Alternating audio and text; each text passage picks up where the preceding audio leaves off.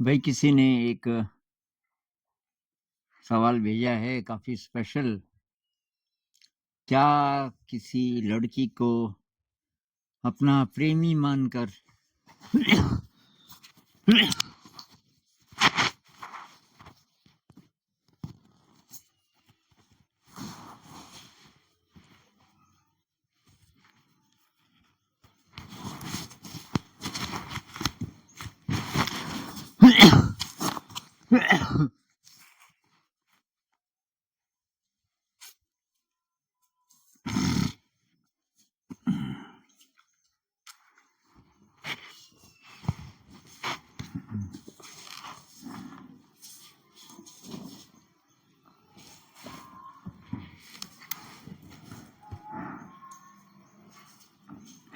क्या किसी लड़की को अपना प्रेमी मानकर जीवन जीना ठीक है, भले ही वन साइडेड ही क्यों न हो। न उससे कुछ चाहिए, न उसके साथ रहना है। वो जहां रहे प्रेम पूर्वक रहे, किसी से भी विवाह करे, बस प्रेम पूर्वक सुख पूर्वक निश्चिंत रहे। वो बस ऐसे है जैसे मेरे लिए वही कृष्ण है। हालांकि भगवान हर जगह है, किंतु मेरे चित्त का लगाव उसी ओर है। तो क्या ये ठीक है?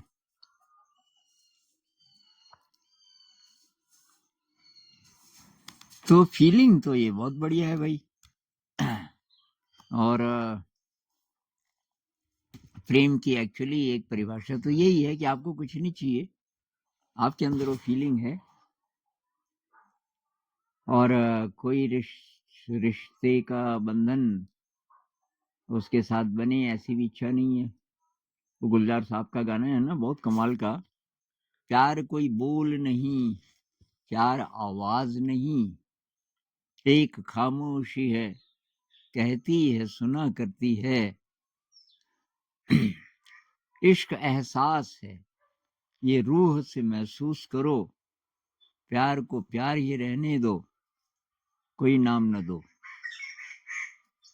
लेकिन आपको जिस लड़की से प्यार है, उसमें उसका शरीर इंपॉर्टेंट है क्या? मतलब उसकी सूरत बसी हुई है आपके मन में। अभी जो सूरत है, सूरत तो बदल जाएगी ना भाई। वो बूढ़ी होगी, दांत गिर जाएंगे, शक्ल सूरत अच्छी लगेगी नहीं। तो आपको उसके शरीर से प्रेम है कि शरीर से पार की कोई चीज है? अगर शरीर से प्रेम है तो शरीर तो भाई बदल जाएगा। अब आप बोल रहे हो कृष्ण की तरह, तो कृष्ण तो नहीं बदलते। कृष्ण की जो भी तस्वीर आपके पास होगी ना, तस्वीर तो बदलती नहीं है, या मूर्ति होगी, वो तो नहीं बदलती। वो आलम्बन है उसके सारे। जो असली जो शक्ति है जिसको हम कृष्ण बोलते हैं, पूजा तो उसकी कर रहे हैं ना। मूर्ति तो सहारा है, आलम्बन है। तो इस लड़की का शरीर क्या, शरीर की याद आलम्बन है आपके लिए। अब आप कह रहे हैं कि वो जहां भी रहे सुखी रहे, और सुखी नहीं रहे तब मान लीजिए कि उसको कोई बीमारी लग जाए, अब आप तो सेवा भी नहीं कर पाओगे ना। सेवा कैसे करोगे जब कोई जान पहचान ही नहीं है? मतलब सभी लोग कहेंगे ना, और वो भी कहेंगे भाई तुम हो कौन, तुम्हें क्या हक है मेरी सेवा करने का। तो आप उसके लिए कुछ कर नहीं सकते। एक फीलिंग है, तो फीलिंग तो बढ़िया है, लेकिन वो फीलिंग किसके लिए है? उसके शरीर के लिए? अगर शरीर के लिए है तो भाई शरीर तो मरण धर्म है।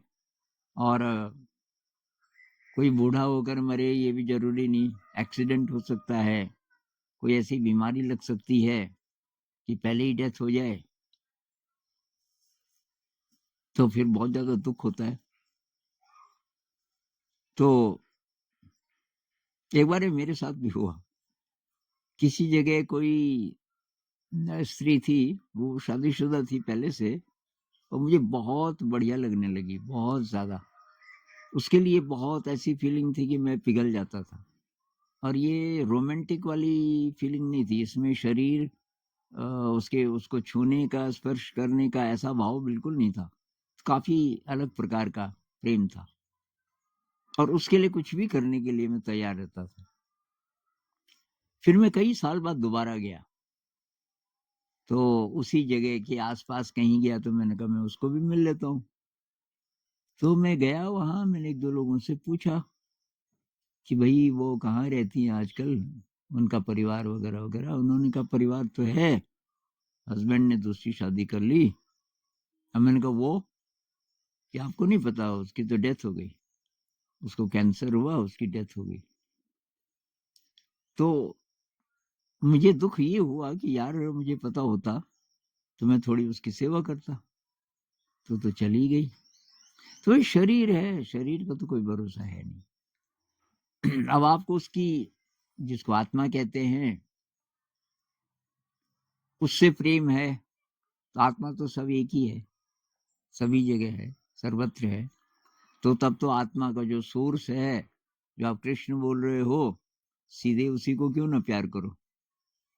क्योंकि कृष्ण तो है, और वहाँ कोई ऐसा डर नहीं है कि शरीर है, शरीर जर्जर हो जाएगा, शरीर बीमार हो जाएगा। अब आप बोलोगे कि शरीर नहीं, तो उससे प्रेम है, उसमें शरीर के अलावा और क्या है? आत्मा है, आत्मा से प्यार है। आत्मा की कोई शक्ल नहीं होती, आत्मा किसी की नहीं होती, आत्मा किसी की प्रॉपर्टी थोड़ी है। भाई आत्मा से प्रेम मतलब आत्मा तो परमात्मा से जुड़ी है ना, जो कि सर्वव्यापी है, अनादि है, अनंत है, अखंड है वगैरह। तो आप जिस तरीके की फीलिंग की बात कर रहे हो ना, वो भक्ति से रिलेटेड ज्यादा है, तो उसको भक्ति ही मानो, तो मेरे ख्याल से तो ज्यादा अच्छा है। और किसी व्यक्ति की शक्ल से अटैच हो जाना, तो मेरे ख्याल से उसमें फिर आपको दर्द होगा, क्योंकि अटैचमेंट ही है ना ये, उसकी याद से अटैचमेंट, चाहे उसकी शक्ल से अटैचमेंट, किसी चीज से तो अटैचमेंट है जो मूर्त रूप है। और ये जो मूर्त रूप है इंसान का, ये बदल रहा है पल पल। हम तो हर दिन मृत्यु की ओर जा रहे हैं, इस शरीर को तो मरना ही मरना है। तो जो मरण धर्म है, उससे ये परमानेंट प्रेम कैसे हो सकता है? दूसरी बात, प्रेम की जो फीलिंग है ना, उसको पकड़ के नहीं रख सकते आप। प्यार तो जो है ना, प्यार ऐसे है कि एक विलियम ब्लेक है अंग्रेज कवि, वो कहते हैं kiss the joy as it flies and live in eternity sunrise. तो खुशी आई आपके पास, उसको किस कर लो और उसको जाने दो। अब वो गई, अब कोई और सूरज उगेगा जिंदगी में। तो मेरे ख्याल से ये सूफी वाला प्रेम है आपका, कि उस लड़की ने आपको फना होना सिखा दिया, मिटना सिखा दिया। आपका जो ईगो है वो खत्म हो गया, क्योंकि आप उस पर निछावर हैं। अब इसको भक्ति में बदल सकते हो आप ये कृष्ण आप बोल रहे हो, तो जिस भी देवता को आप मानते हो, कृष्ण को मानते हो, तो उस भक्ति में आप बहुत आगे बढ़ोगे। और ये जो आपको जो भी प्रेम हुआ, तो ये बहुत उसमें मदद करेगा। इस प्रेम ने आपकी आपकी ईगो खत्म कर दी। एक स्टेप, बहुत बड़ा स्टेप तो ले लिया आपने। ईगो अब खत्म हो गया, ईगो खत्म हो गया, अहंकार खत्म हो गया, तो बस तब परमात्मा से मिलना आसान हो गया। नमस्कार।